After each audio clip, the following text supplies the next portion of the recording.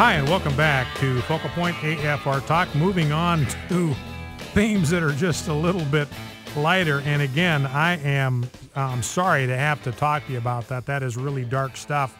But don't forget that these are themes that are talked about explicitly in the Bible. These are all part of the moral standards that are found in the Word of God. Whether we're talking about incest, whether we're talking about pedophilia, whether we are talking about bestiality, all of those are dealt with explicitly in the Scriptures, and so therefore issues that we have to be prepared to talk about ourselves. Now, I want to talk a little bit about what's going on with the Second Amendment. And again, I want to see if I can find my stack of stuff on this subject.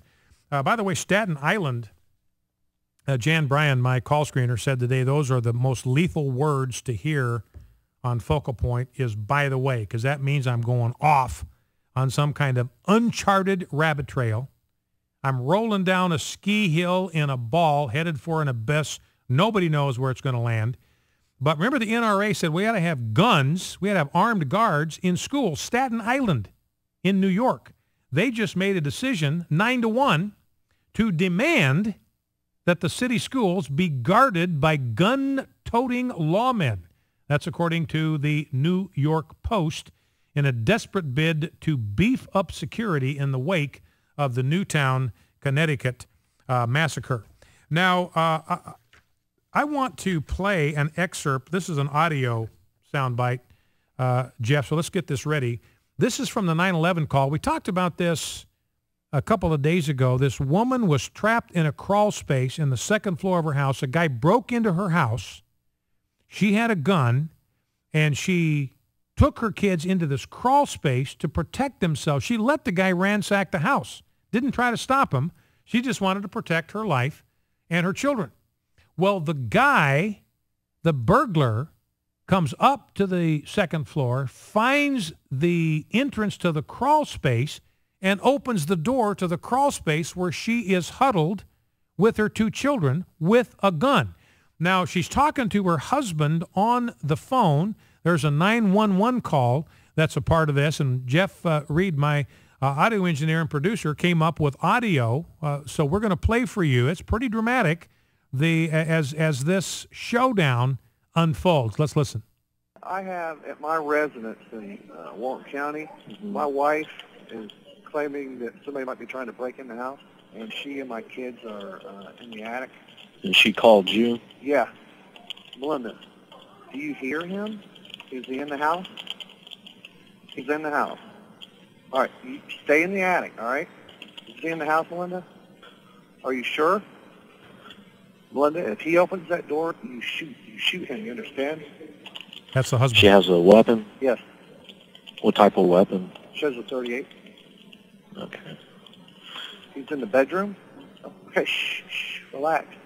Just remember everything that I showed you, everything that I taught you, all right? That's the husband. We're dispatching the police right now. Okay. Melinda, I'm on the phone with 911. They're dispatched right now. She shot him. She's shooting him. She's shooting him. She's shooting him. Okay. Shoot him again. Shoot him. Oh, no. She came out of the attic? Screaming at him. She's screaming at him? She shot him a lot. Melinda. She's still not responding? No. I don't hear anything. I have two kids there. Mm-hmm.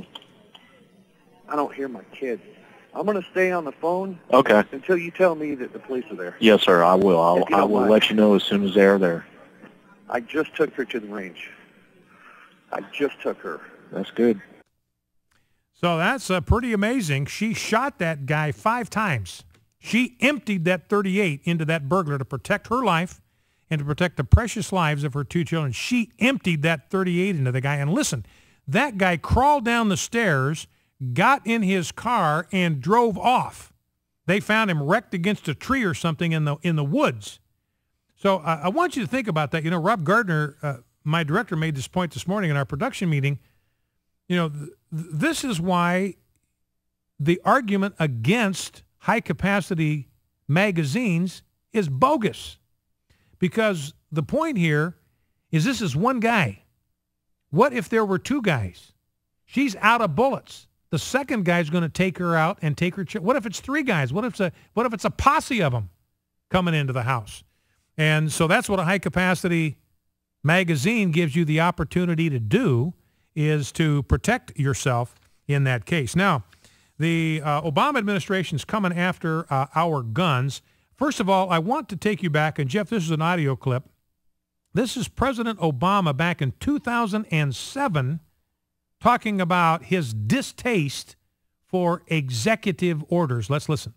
The issue of executive power and executive privilege is one that is subject to abuse, and in an Obama presidency, what you will see will be a sufficient respect for law and the co-equal branches of government that I hope we don't find ourselves in a situation in which we would be having aides being subpoenaed for what I think everybody acknowledges is some troublesome information out there. So that's President Obama. Can't be using those executive orders. They are vulnerable to abuse. Now, here is Joe Biden. This is clip 6. Here's Joe Biden yesterday, and you can forget all that noise about the vulnerability of executive orders to abuse. Let's listen to Joe Biden. I wanted clear to the American public that on behalf of the president, we're reaching out to all parties on whatever side of this debate you fall. If the president is going to act, or executive orders, executive action that can be taken, we haven't decided what that is yet, but we're compiling it all with help of the Attorney General and all the rest of the cabinet members, as well as legislative action we believe is required. As well as legislative action. In other words, the same song, 89th verse. If Congress doesn't act, we will. And President Obama will do it by executive orders and executive action. He'll act without the complicity or the help or the collaboration or the authority of Congress. So, I mean, ladies and gentlemen, that's what tyrants do. That is what dictators do. And what dictators do is they go for the weapons. That's the first thing they do. That's what Hitler did in 1933. As soon as he took office, he disarmed the German people. And think about how the American Revolution started. The American Revolution started when the crown came after the weapons and the ammunition of the colonists. Now, here's Bill Clinton, clip number 7. Here is Bill Clinton, and he's kind of joining forces, getting behind this effort to authorize the government of the United States to take guns away from people. Let's listen. I grew up in this hunting culture, but this is nuts. Why does anybody need a 30 clip? Just explained it, Bill. For a gun. Why does anybody need one of those things that carries 100 bullets? A guy in Colorado had one of those. Half of all the mass killings in the United States have occurred since the assault weapons ban expired in 2005. Half of all in the history of the country. So I hope that former Congresswoman Gabby Giffords and other people who have stepped up after the Newtown tragedy will have some impact on this. Do there need to be some home guards in some schools where there's a high crime rate and the kids themselves may take weapons to school? Absolutely. But it is not an excuse not to deal with this issue. Now, the audio wasn't great on that, but what Bill Clinton says, this whole business about allowing people to arm themselves, he says it's nuts. He began by saying, I grew up in the hunting culture, but this is nuts. Why does anybody need a 30-round clip for a gun? This is ignorance on steroids. Bill, President Clinton, people need 30-round clips because the bad guys have 30-round clips. Ask that woman in the attic if it had been 2 guys or 3 guys instead of 1, would she have wished that she had a high-capacity magazine in order to protect herself? Now, let's look at, I'm going to have to skip.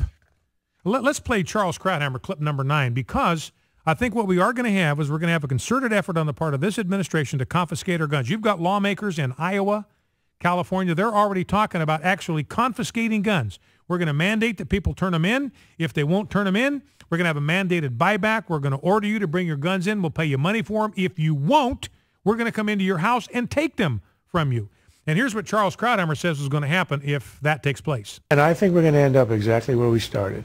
We're probably going to try an assault weapons ban. It'll be a little bit tighter. But it didn't work. The numbers on it lasted for 10 years from the mid-'90s, and the statistics on it had no effect. And the reason is simple. If we had an honest debate, the gun owners would admit that, yes, of course, guns contribute to homicide. The rate in Britain, where they don't have any, is 10 times as much as here. Japan had 11 gun homicides last year. That's a weekend in Chicago. But where we are different, we have a 200-year history and culture of gun ownership, and we have a Second Amendment. And we have a system that believes that the rights, the Second Amendment and other amendments, predate the Republic. And the point of having a government, as in the Declaration, is to secure the rights. In Britain, you have no such right. The government will control gun ownership. So unless you're willing to confiscate, which would be unconstitutional, that would cause an insurrection in the country. And so Charles Krauthammer says, look, we've got a Second Amendment. The right to bear arms predates the Constitution. We've been over this with you before on this program. You remember there was a time when you were required by law to pack heat to church. This is in the 17th century in Virginia. They found the Indian tribes, the hostile Indian tribes. Remember the founding fathers, I'm not saying this way today, but the founding fathers at the time described them as merciless Indian savages, the nations that were around, the early colonies. And they quickly discovered, hey, everybody in the village, everybody in the town, they're in one place at one time. They're completely unprotected. They're all in church. So 11 to noon Sunday, that's the time to hit them. And so for their own safety and security, they had to pass a law that you had to bring a weapon to church. You would be breaking the law if you were not packing heat to church. And so Krauthammer says, look, this business about the right to bear arms, that predates the Constitution. That goes all the way back to the beginning of the American experiment. And he says correctly, if you try to confiscate guns, there will be an insurrection. And that's what I think these people on the left just simply do not understand. They do not understand that this is part of the DNA of the American people. It is in the DNA of the American people. You cannot get rid of it. This right to self-protection we got from Jesus Christ himself. If you don't have a sword, sell your cloak and buy one. Focal Point, AFR Talk. Back in 2.